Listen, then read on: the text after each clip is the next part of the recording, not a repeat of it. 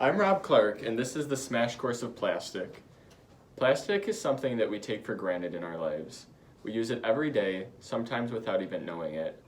All of your food and most of your drinks are protected by a layer of plastic. However, you may not realize that there is a long history behind plastic, one that involves the creation of the universe. History as you knew it is about to get big.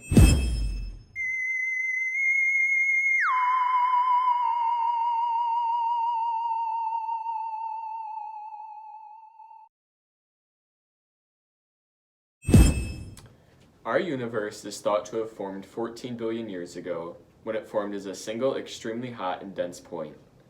From here, when the universe was only 100th of a billionth of a trillionth of a second old, the universe began rapidly expanding, doubling in size at least 90 times. The universe then cooled down and continued to expand. However, it did so at a much slower pace. For the first 400 million years of its existence, the universe was dark. However, eventually clumps of gas collapsed and started to emit ultraviolet light. These new formations are what we know as stars, which are essential to plastic. Once a star runs out of nuclear fuel, it dies and explodes. This massive explosion causes elements to be spread, and elements such as hydrogen and helium fuse together. These fused elements are used in the development and creation of plastic. 4.5 billion years ago, the Earth was formed. Before the formation of planets, the solar system was a cloud of dust and gas.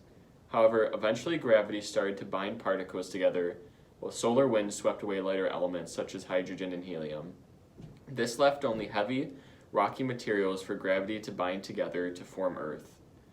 Earth was once much larger than it is now. However, early on in its life, it collided with a large body that broke off part of Earth and sent it into space. The pieces that broke off formed into the Earth's moon.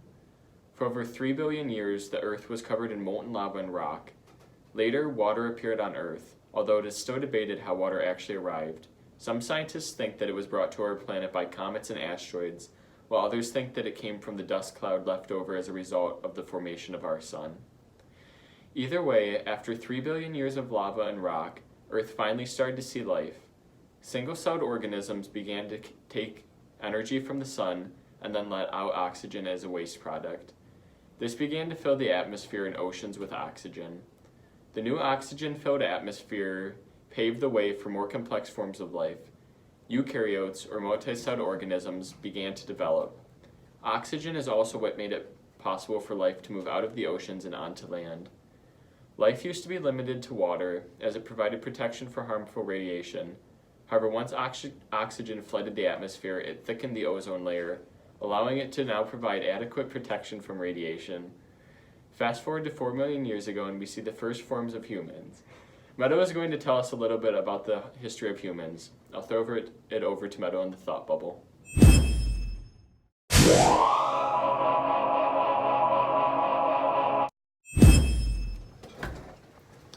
Thanks, Rob. Hi. The earliest human-like creatures are called hominids, and they diverged from other species between 4 million and 2.5 million years ago.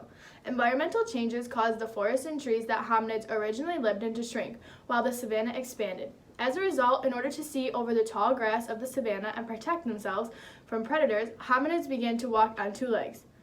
These hominids continued to evolve, and 2.3 million years ago, hominid species known as Homo habilis arose. This new species had increased brain activity and began to make and use simple tools. Then, about 1 million years ago, another new species called Homo erectus began to migrate out of Africa and into Eurasia. Here, they made more advanced tools and learned how to control fire. In the past, there was many kinds of hominids. However, now only one remains, and that's the Homo sapien. Between 70,000 and 100,000 years ago, Homo sapiens began migration from Africa. Around 50,000 years ago, language developed and humans were able to communicate with each other in order to make plans and effectively organize. After the development of language, humans started rapidly adapting and making changes.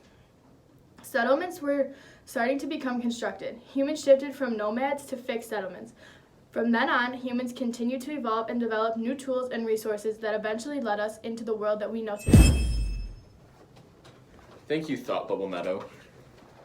The first plastic was invented in 1869 by John Wesley Hyatt, who was inspired to make it by a New York firm that offered a $10,000 reward for anyone who could provide a substitute for ivory. Later, in 1907, Leo Hendrik Bjaaland, a Belgian-born American who was living in New York, made the first fully synthetic plastic, meaning that it contained no molecules found in nature. The United States was rapidly electrifying, and Bjaaland was searching for a good insulator to fit the country's new needs. However, plastic didn't really take off until World War II. Along with military strength, industrial might was equally important in winning the war. Because of this, the need to preserve scarce natural resources arose. Plastic production increased by 300% during the war. However, the use of plastic didn't stop after the war. Plastic replaced steel in cars, paper and glass in packaging, and wood in furniture. As time progressed, though, people have come to have a more negative view of plastic compared to the unmatched optimism of when it first started becoming popular. Plastic debris was first found in the ocean in the 60s. It has been estimated that by 2050 there will be more plastic than fish in the sea, and 99% of all seabirds will have ingested plastic at some point in their life. As time has passed, humans have also started to worry about potential health concerns related to plastic because of the chemicals used to make it. Despite these concerns, plastic will likely not be going anywhere anytime soon. Plastics are critical to modern life and are what made computers, phones, and many essential medicines possible. Along with this, plastic helps to preserve fossil fuels. Plus, on the bright side, scientists are working to make plastic safer. I hope this video gave you a better understanding of plastic and its history, and also its impact on our history as humans. We can trace plastic's origin story all the way back to the Big Bang, through the development of death and stars, onto the creation of new chemical materials, and to the development of life on Earth. From here, we go to the development of human life and on to World War II. In fact, we can even somewhat predict the future of plastics, and they will most likely not go anywhere anytime soon, but instead be modified. Thank you for joining us, and that was the Smash Course of Plastic.